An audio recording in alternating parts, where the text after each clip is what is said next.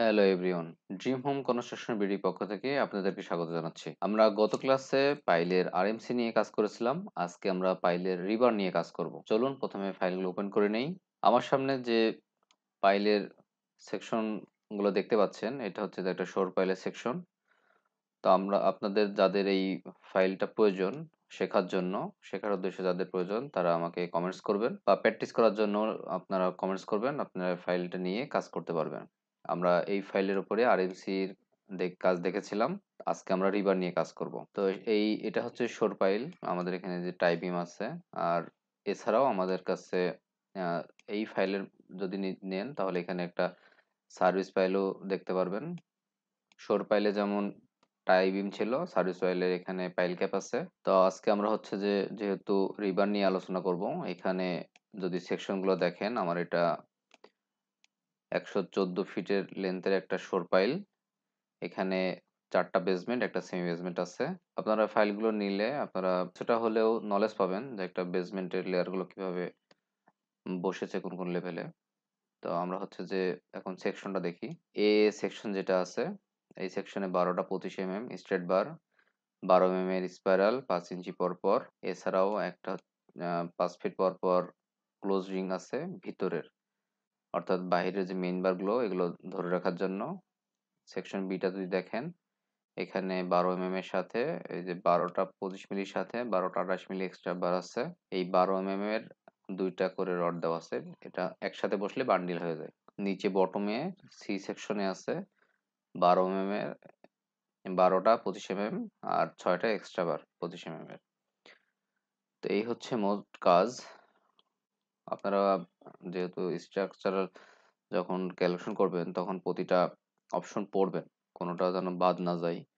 যেমন হচ্ছে এই সেকশনে কিন্তু আপনার এক্সট্রা বারের কথা দেখানো নেই, কারণ এই এক্সট্রা বারটা আপনি যদি ডিটেলসে যদি দেখেন, এই যে এখানে কিন্তু টপে কিন্তু এই যে আমার ডিজাইনার বাম পাশেরটা হচ্ছে মেইন বার, আর মিডিলেটা এক্সট্রা বার, আর ডান পাশে হচ্ছে স্পাইরালটা দেখে রাখছে।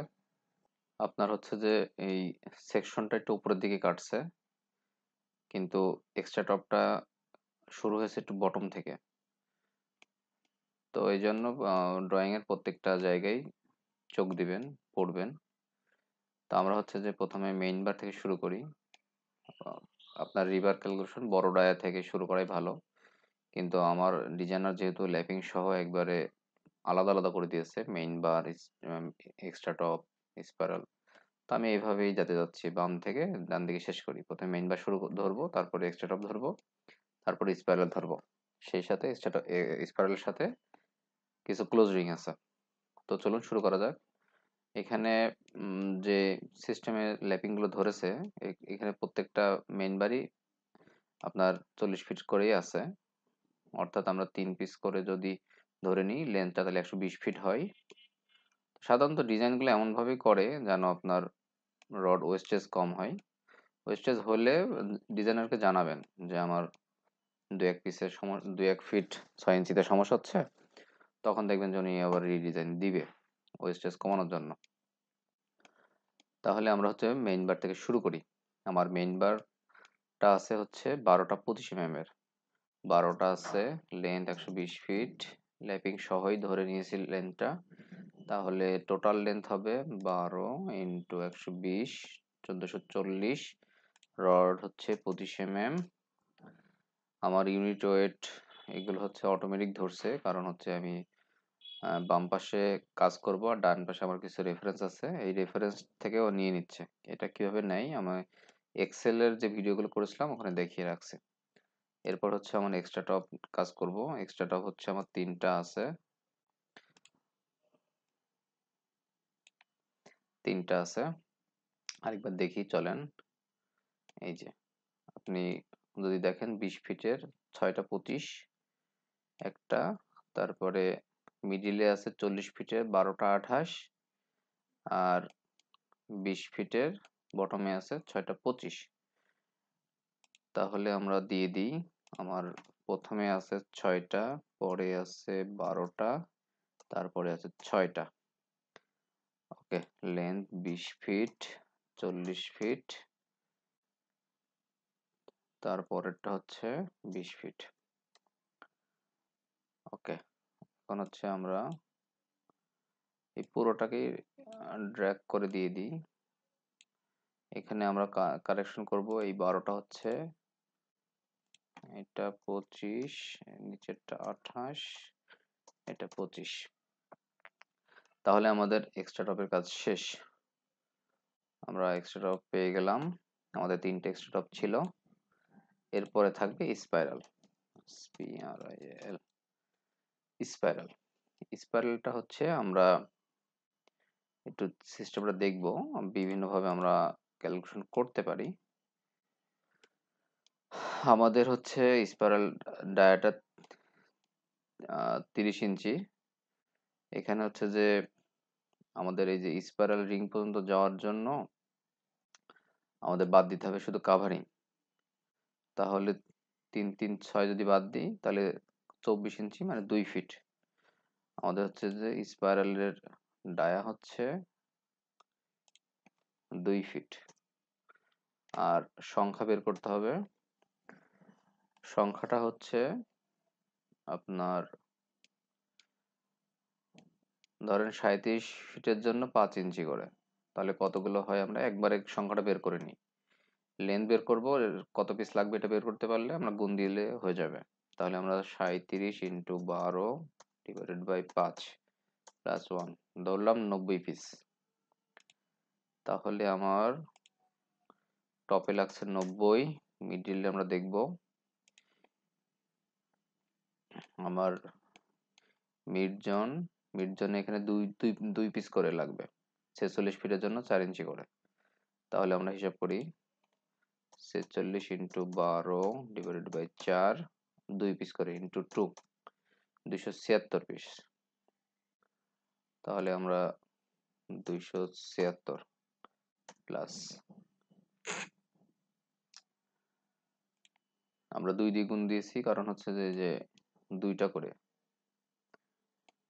এরপরে হচ্ছে 30 ফিটের জন্য 6 ইঞ্চি করে।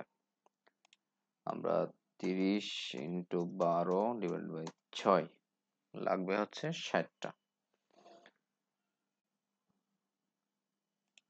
তাহলে আমরা যোগ 60, তাহলে 400।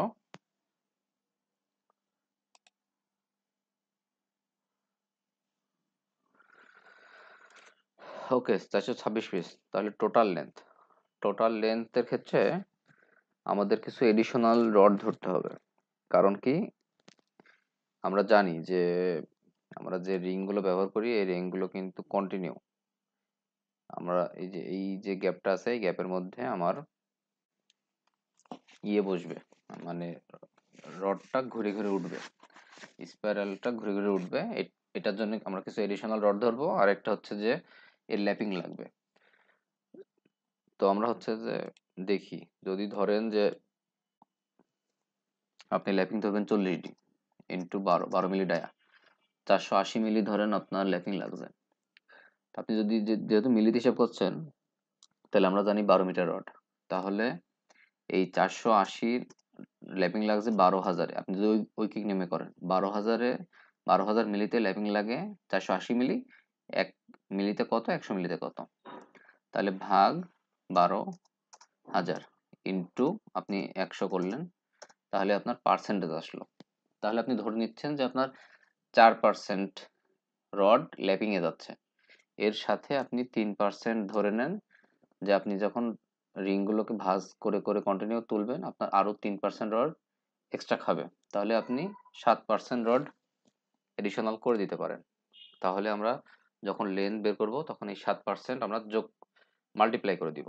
তাহলে আমরা স্পাইরালের জন্য আমরা বের করব লেন্থ হিসাব করতে পাই ডি 3.1416 ইন্টু ডি কত, ডি হচ্ছে 2 ইন্টু আমার কতগুলো সংখ্যা 426টা ইন্টু এই যে 1.07, অর্থাৎ 7% আমরা অ্যাড করে দিলাম।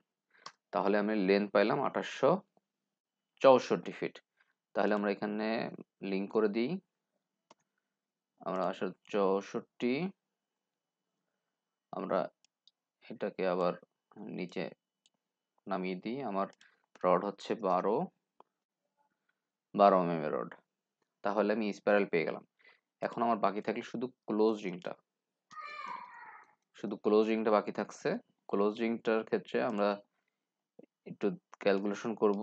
ক্লোজ রিংটা কিন্তু ধরেন এই যে এইটাকে বোঝাচ্ছে, আমি একটু হাইলাইট করে দিই। এইটা হচ্ছে যে আপনার ক্লোজ রিং।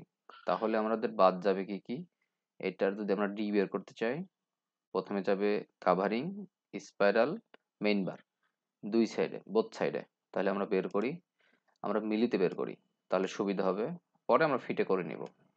ওকে, আমরা প্রথমে আমরা মিলি ধরে নিচ্ছি। 30 ইঞ্চি সমান 750 মিলি মাইনাস আমরা আমরা হচ্ছে ক্লোজ রিং এর ডায়া বের করব। এর সাথে আমরা বাদ দেব 3 ইঞ্চি করে, 75 মাইনাস 75 600। এরপরে বাদ দেব হচ্ছে স্পাইরালের রিং, -12 পেয়ে গেলাম 576। এরপরে ধরে নিলাম যে আমাদের মেইন বার 25 -25 তাহলে পেয়ে গেলাম 526। এটাকে যদি আমরা এখন ফিট নিই, ভাগ দেব 300 দিয়ে, তাহলে পেয়ে যাব 1.75।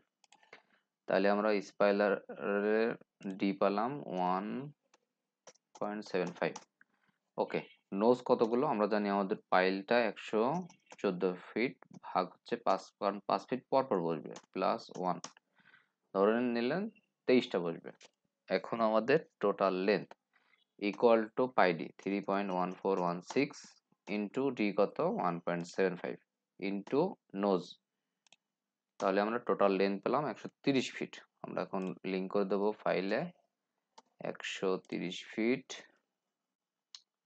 আর বাকি ডাটাগুলো আমরা কপি করে দিলাম 12 mm। ওকে, তাহলে হচ্ছে আমাদের রিবারের কাজ শেষ। আমরা কি কি পেয়েছি আমরা একটু সাজিয়ে দিই। আমরা হচ্ছে যে পাইলে মেইন বার বের করেছি, আমাদের কাজ শেষ। আমরা পাইলের মেইন বার বের করছি, আমাদের 3টা এক্সট্রা টপ ছিল, স্পাইরাল ছিল, ক্লোজ রিং। তাহলে আমরা টোটাল পেয়ে গেলাম প্রায় 3.5 টন। এর সাথে আপনি 10% অ্যাড করে অর্ডার দিয়ে দিবেন। তাহলে আমরা এরপরে আবার নতুন কিছু শিখব। তো আপনারা যদি এই ফাইলটাকে এখন কিন্তু এই ফাইলগুলো কিন্তু অ্যাপসেও ওপেন হয়। আপনি যদি চান যে মোবাইল থেকে প্র্যাকটিস করবেন, তাও পারবেন। তো আপনাদের হচ্ছে যে যাদের এই ফাইলটা দরকার হবে, তারা অবশ্যই কমেন্টস করবেন, ইনবক্স করতে পারেন। শেখার জন্য আপনারা এই ফাইলটা ফ্রিতে পেয়ে যাবেন। তো সবাই ভালো থাকবেন, সুস্থ থাকবেন। আজকে এই পর্যন্তই। আসসালামু আলাইকুম।